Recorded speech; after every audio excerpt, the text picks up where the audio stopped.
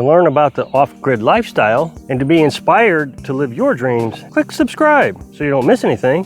Hit the bell notification. All right, today I thought I'd go ahead and paint the post and the outside of the beam here.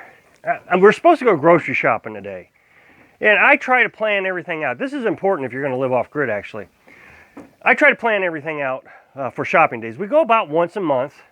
And we got our little, apartment size refrigerator, comes up to about your waist, and it's got a regular freezer on it. Well, the thing is when you come home from the store, you want to put it in the freezer early in the morning, turn it all the way up, turn your refrigerator all the way up, and let the solar panels and the sun charge the batteries all day, actually run the refrigerator.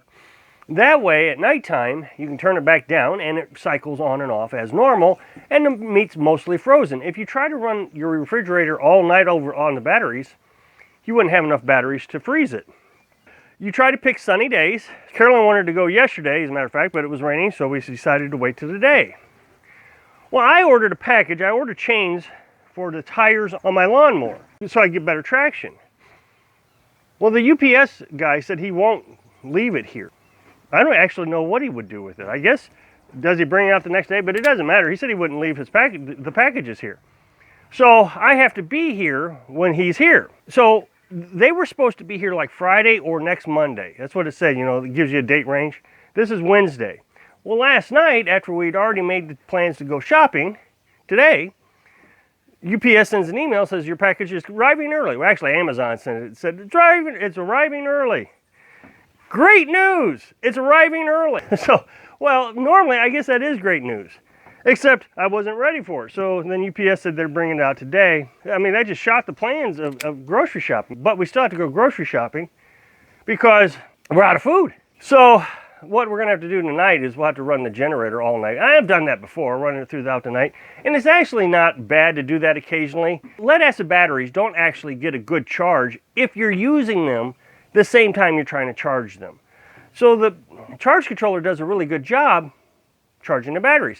But about once every couple of weeks, I like to try to charge the batteries with the battery charger with everything disconnected from the batteries. That way you get a true charge. For some reason, it just does better. It's like when you're running your vehicle, the alternator charges the batteries, but the battery never really gets a good, solid packing of charge. Imagine your battery is like a balloon. You're wanting to pump that air or water or whatever into the balloon just as tight as you can get it. Same thing with the battery. And it does refresh the battery. It makes them last longer. So I like doing it anyways. It's just aggravating that I try to plan out the social contact. We try to be as independent as possible, and food is one of the things that we're just not that independent on yet. The two things that I have to rely on, which is delivery packages and food, I've got all messed up today, and we got to go and run the generator tonight. Okay, so I'm going to get started. What I'm going to do is, it's not that hard. I'm just going to paint these posts here, and then I'm going to paint the outside of this beam. This beam didn't get wet, but this beam here did. And it makes sense to paint this one if I'm going to paint this one, just so it matches. But then when it comes to the bottom and the inside, I'm not going to paint. I'm going to leave it the natural color, because it's not getting wet and I don't need to worry about it rotting. I'm going to try to also pour concrete today into my buckets, top those off so the water can run off better. I don't like how that mixed up. I've said this in the previous videos. I bought the type of concrete where you can just pour the concrete mix in the bucket, then pour water in it, and it's supposed to mix on its own. But it didn't do a good job. So I'm just going to get regular mix. I got one bag. I don't know how many I need. I think 2. Okay, so the hardware store that I go to get most of my supplies tells me that they can't color match metal. I don't know why, but they can't. So I've been really struggling trying to match this color. And again, I'm not sure entirely that I got it to match. Maybe from a distance. When I did this, you see the tank here? I got that perfect, first try. But I'm really struggling to match the trim here. Now, up here, we painted the overhang. And it turned out reddish. You may not be able to see it in the camera, but it's close. So I'm hoping that once this dries, it'll look okay. I mean, especially how close it is to this. And this card was the darkest I could find. It's a cranberry dark chocolate. So it's still got red in it. It's frustrating. The other was cherry. So a trick my grandpa taught me when I was real young is, so your paint, when you're using your paintbrush and you wipe the paint, you know, the excess paint off your brush, a lot of that gets down into this groove. And so when you put this, your lid back on, and you hammer it on, that paint splashes out and hits you in the face. One of the tricks that he showed me is you take your flathead screwdriver and you just poke a hole into that. And then as you wipe your paintbrush off, that paint will run back into the can.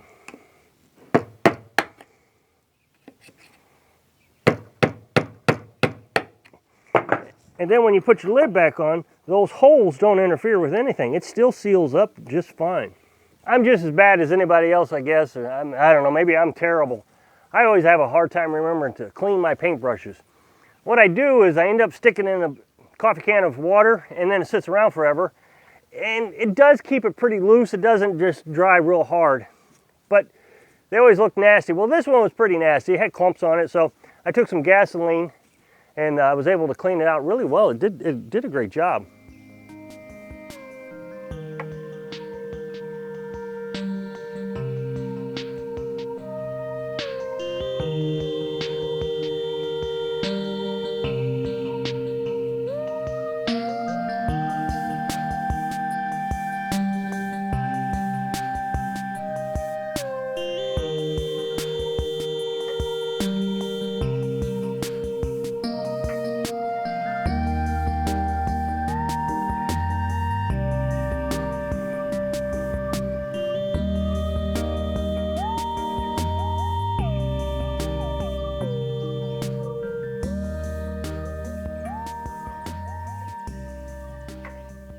Okay, so I just discovered why I don't clean paintbrushes. I just throw them in a bucket of water because I just cleaned this. I thought I was finished, everything was clean, put the can away, and so I started to concrete this bucket and I noticed, whoops, I didn't get the backside. And I didn't want to actually get the paintbrush because I was already cleaned it. So that's probably why I don't clean paintbrushes. So frustrating. Okay, so now I'm just gonna mix my concrete. I got one bag. I decided I wasn't gonna get another bag. What I'm gonna do is I'm gonna concrete the two buckets in the back of the porch, at the end of the porch, because they get the most water. These have been staying pretty dry because I got the overhang over here. So there's not much water getting in it. Well, no water's getting in it. So I'll start with the two in the back. That way if I run out of concrete, at least the two that need it the most will have some concrete. Concrete is so easy to mix. Probably the hardest thing about concrete is it's just heavy. That's an 80-pound bag, and I can pick up 80 pounds, but that bag of concrete is just impossible. But it's just real simple. You dump the concrete in a mixer. And I'm going to use a bathtub here. That's the bathtub that came out of this old mobile home trailer. You get 3.5 quarts of water, you stir it, you pour it in, you flatten it out a little bit, and that's it. You're done. Pretty easy job.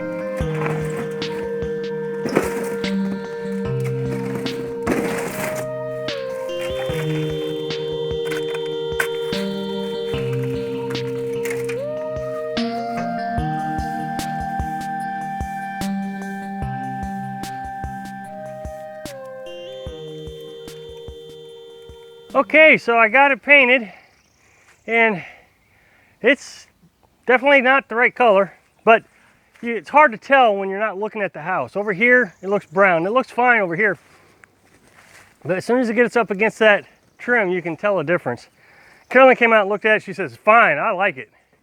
So as long as she likes it, sometimes I think Carolyn is just appreciative, and she just likes it because it was painted. I don't think she had that much in her past, but It's not hard to please her even when you make mistakes, but I've never claimed to be an artist. I'm pretty sure that it's the same exact color, even though I tried to get a different color as the overhang. You can see that it matches pretty good with the overhang. And if we ever want to change color, we can try it again later, but at least it's protected. That was the key. I wanted to get it so it wouldn't rot. And sure enough, I didn't have enough concrete for the front ones, but that's okay. I can get that later. Got these filled up. Got it a little bit where it's kind of domed and it'll roll, the water will roll off of it. As soon as it dries, I'll put some tar or silicone or something there so the water won't go down into the concrete. And then that should preserve this for a long time. Like I said in a previous video, if this ever rots, I can replace the bucket, just cut the board off, slap another board right onto it, into another bucket, pour some more concrete. So I hope I can inspire you to come up with unconventional thinking for your dream. Thanks for watching.